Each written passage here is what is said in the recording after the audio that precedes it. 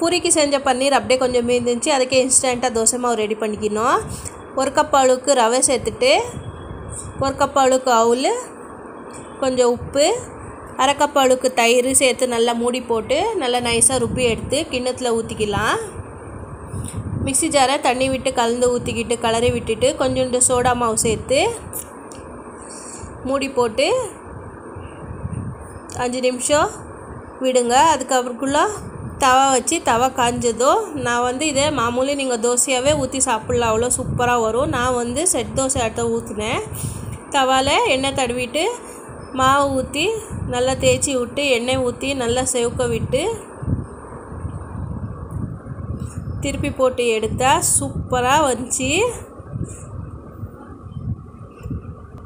First dosa அதனால கொஞ்சம் புண்டுச்சு, மற்றபடி நல்லா இருந்துச்சு.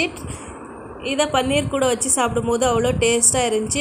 தோசை மாவு இல்லாத டைமில் இப்படி ட்ரை பண்ணி பார்க்கலாம். நீங்களும் ட்ரை பண்ணி பாருங்கள். இந்த வீடியோ பிடிச்சிருந்தா லைக் பண்ணுங்கள், கமெண்ட் பண்ணுங்கள், நம்ம சேனல் சப்ஸ்கிரைப் பண்ணிக்கோங்க. Keep supporting always.